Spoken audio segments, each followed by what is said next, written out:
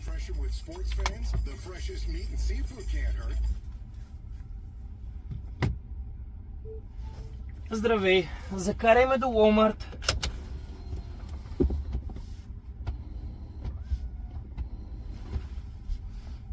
Започвам навигация към Walmart Supercenter на Mapleview Drive West. В Бари на 4 км и 10 минути път. Ще пристигнем около 5 часа. Можеш ли да ми обясниш защо няма никъде ягоди по магазините? Търсих в 5 магазина поне, никъде не мога да намеря ягоди.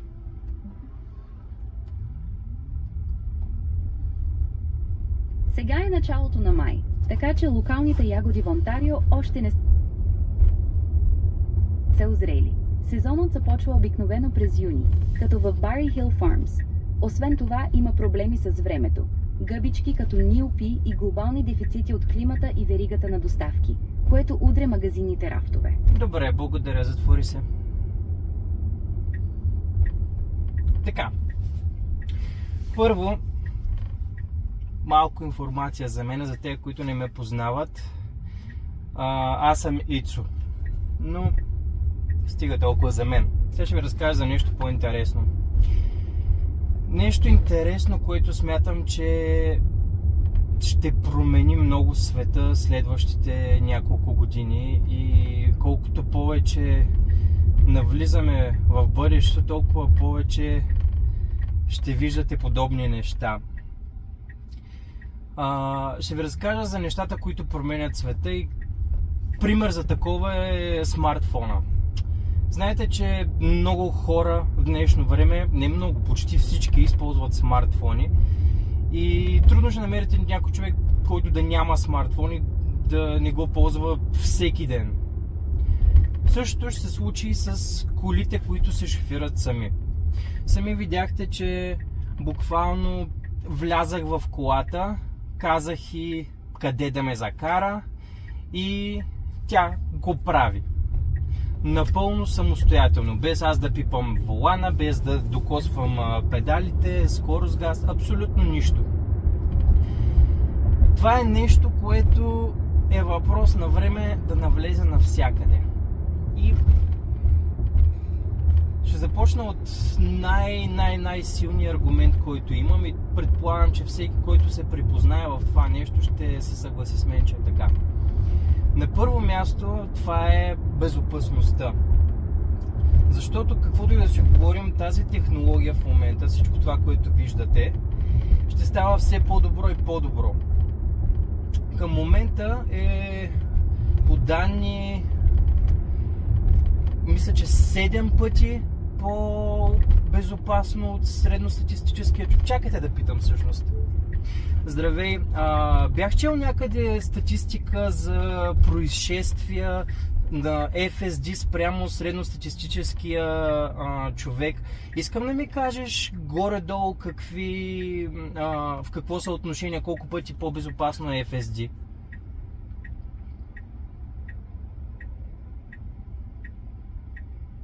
Според последните данни на Тесла от 2026 година, FSD, надзрявано, има едно сериозно инцидент на всеки 5 милиона и 300 хиляди километра, докато средният човек на всеки 660 хиляди. Това го прави около 8 до 9 пъти по-безопасно, според техните статистики. Добре, благодаря, затвори се.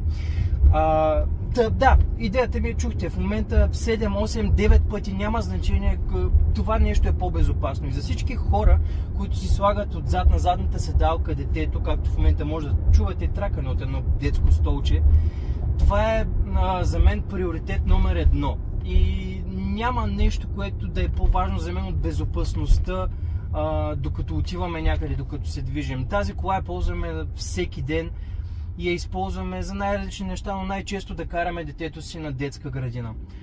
И това по някакъв начин ти дава едно спокойствие, защото е супер полезно да знаеш, че детето ти, което е на задната седалка, се движи във възможно най-безопасната кола.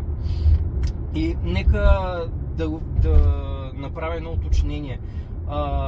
това всъщност е Tesla, технологията, която използва за да се шофира сама, се нарича FSD или Full Self Driving и може да ходи абсолютно навсякъде, от градове, жилищни квартали, центъра на града, по магистрали, няма място където да не може да отиде и те вози от точка А до точка Б. Вие видяхте, излязахме от драйвера вкъщи и сега отиваме до магазина, там ще се паркира сама на паркинга и всичко това го прави абсолютно сама.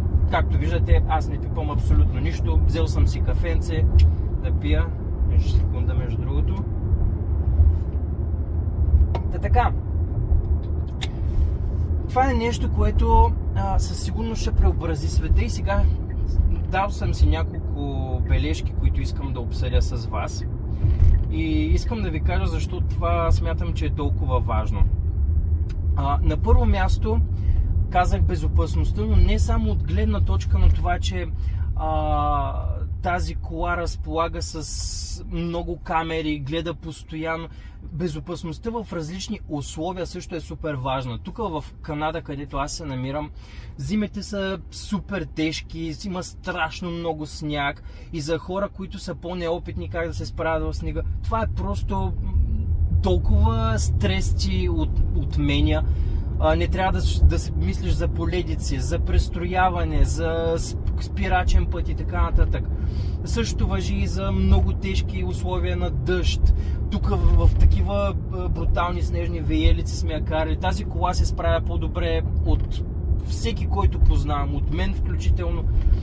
И аз и жена ми сме абсолютно на едно и също мнение, че много по-безопасно е да се движиш в нещо такова, отколкото в нормална кола с тази технология, която има.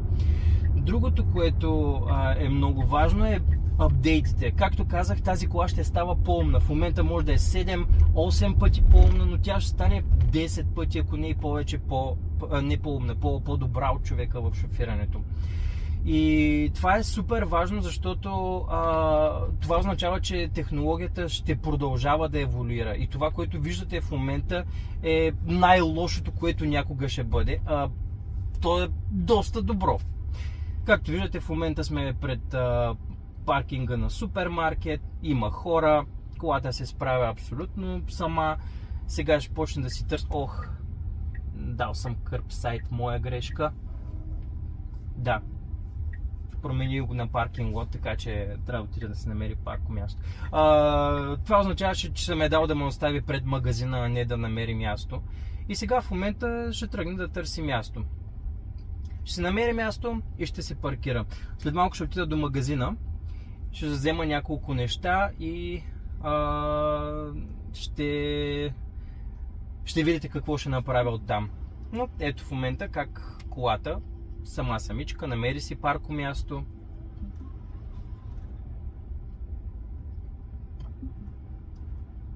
И всеки момент ще се паркира.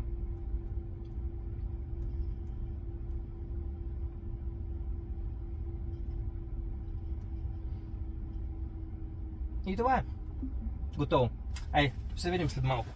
Това, което исках да ви покажа, е, че още докато сме на касите, мога да си отворя приложението и да си извикам колата да ме вземе пред магазина. И сега, ако видите, ще изляза и колата ще ме чака отвън.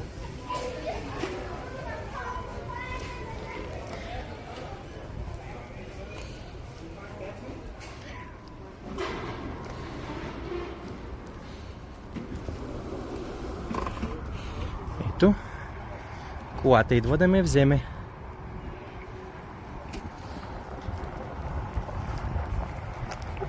Както виждате, няма абсолютно никой на шофьорското място, така че оставям покупките.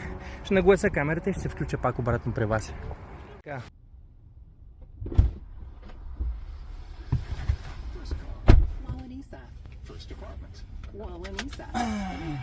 Така, продължаваме до вкъщи. Здравей, искам да ме закараш в къщи.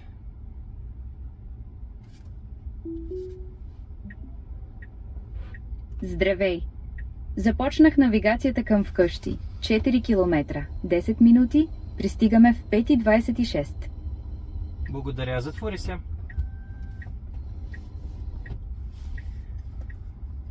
Да, така. Това, което исках да продължа в разговора ни, е нещо много съществено. Виждате експириенса, който имаш с подобен тип технология. Влизаш в колата, казваш къде те закара, тя те кара, паркира за тебе, после идва до магазина и те взима. И това няма аналог. Никоя друга марка автомобили, нито една друга система не може да го предложи това. Това е просто нещо, което... Това е бъдещето.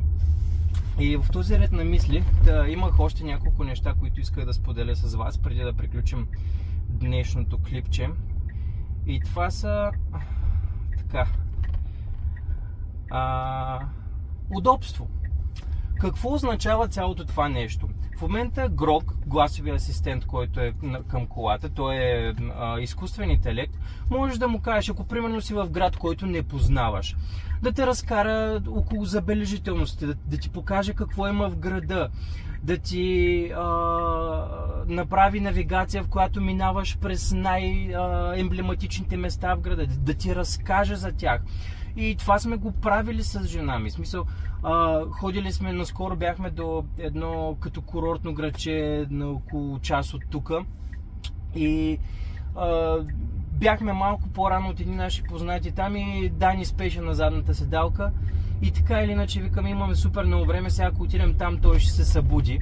Няма никакъв смисъл, дай да разгледаме градчето. И точно това направихме. Казахме му, виж какво, намери ни хубави кварталчета да разгледаме, готини къщи, дай няколко места, които са покрай езерото, да видим как изглежда градчето, закарани до забележителности.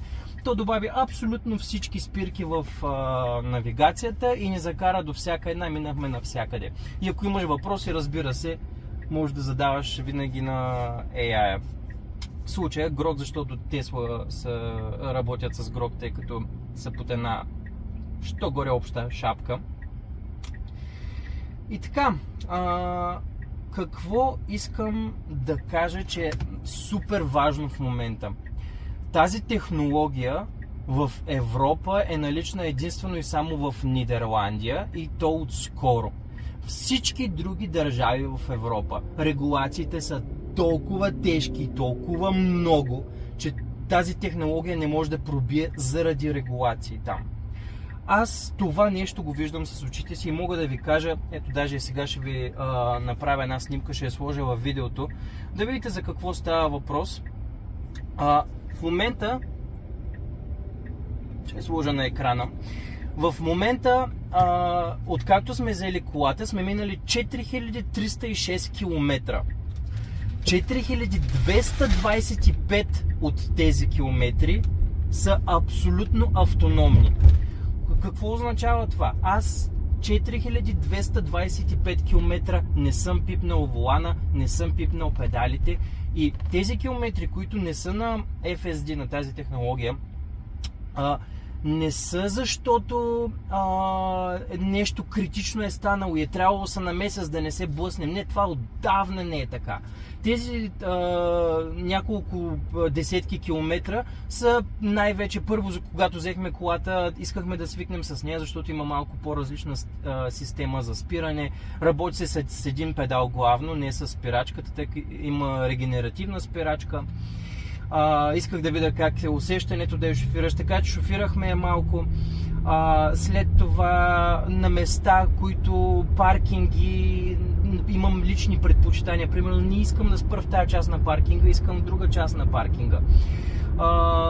Да минаваш през драйв-тру също е една от другите опции. Колата все още не може да я кажеш, виж какво мини през драйв-труто, да си взема едно кафе.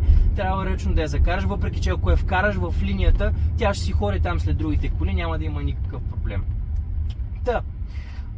За тези 4225 км, които е минала колата, аз не съм имал нито една интервенция, която е заради безопасност, защото смятам, че ще се блъсна, смятам, че ще се удари колата или нещо такова. А повярвайте ми, хора, Тази кола се е карала в ужасни условия. Буквално това са първите нормални условия за тази година.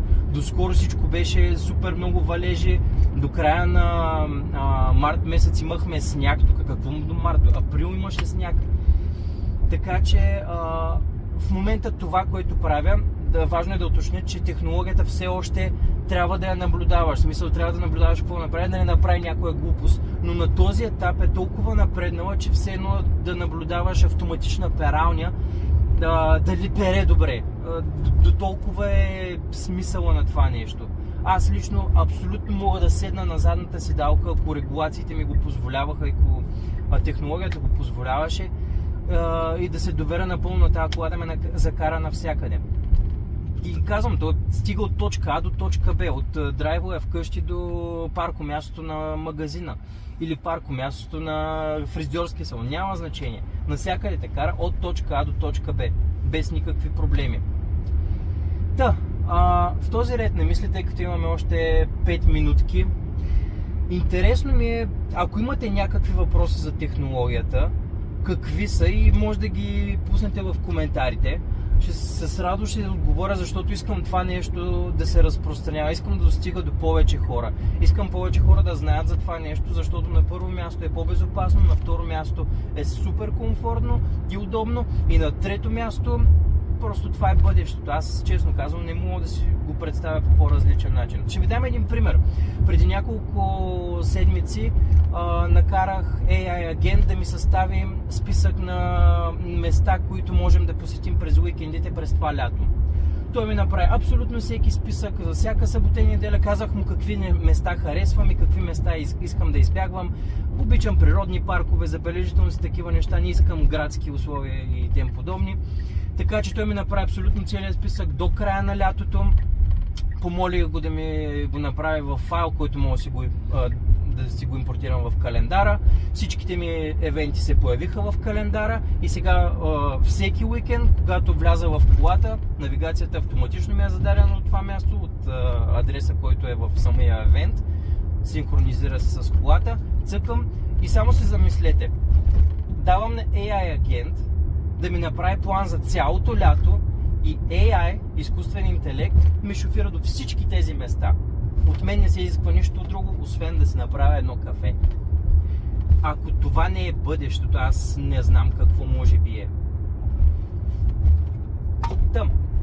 Интересно ми е дали искате някакъв друг такъв тип видеа, защото съм готов, примерно, ако някой има интерес, да отида до Торонто, да ви покажа как се справя там в градски условия, в центъра на града, да пробваме други сценарии, примерно многоетажни паркинги, да пробваме различни условия, магистрали и тем подобни. Интересно ми е какво смятате, какво ви е мнението. Много хора от вас сега може да кажат, ама това за България не става. Не, хора, става навсякъде. Тази технология е готова да отиде абсолютно навсякъде. В едно от видеята, които гледах напоследък, след като одобриха FSD в Нидерландия, там е лудница. Всичко е пълно с колелета, всеки изкача от всякъде, пешеходни алеи, колата се справя като пич. Просто няма грешка. И ако там може да се справи, аз съм от Варна, уверявам ви, че във Варна тази кола може да се справи абсолютно навсякъде, няма да има абсолютно никакъв проблем. Ще се справи с абсолютно всичко. И ще се справи, честно казвам, по-добре от много хора. Лично аз мисля, че не съм се возил при човек, който да кара по-добре от тази кола. Тук, между другото, има странни ситуации. Може би трябваше да ви обясня. Ако някой път колата завие на червено надясно, това не е грешка. Тук може да се завива в Канада надясно, ако си на червен светофар. Също има кръстовищата с 4 стопа, като това, което предстои, където който стигне първи на кръстовището, то е с предимство. Няма значение дали идва от среща, от дясно или така нататък. Който е първи, то е с предимство. Има някакви странности, но да, колата се справя във всякакви условия, както тук в Канада, така ще се справи и в България, във всеки град, който може да си помислите. Не й трябва пътна маркировка, не й трябва знаци. Може да се справи на мръсен чакален път. И аз съм го тествал това, смисъл, в пътища, където няма нищо освен чакъл, колата си кара като пич, без никакви проблеми. И ето, почти стигнахме до вкъщи. И сега ще видите сами как колата сама ще се паркира на драйвоя, на алеята. Не съм свикнал да казвам алея, просто ми е много странно. И това е. Кажете ми какво мислите, дали според вас това нещо скоро ще се случи в България. Мисля да направя клипче какво е важно да се направи, за да се случи това нещо в България и какво е важно за какво е важно хората да помислят. И смятам, че всичко е въпрос на време. Да? Айде, чао!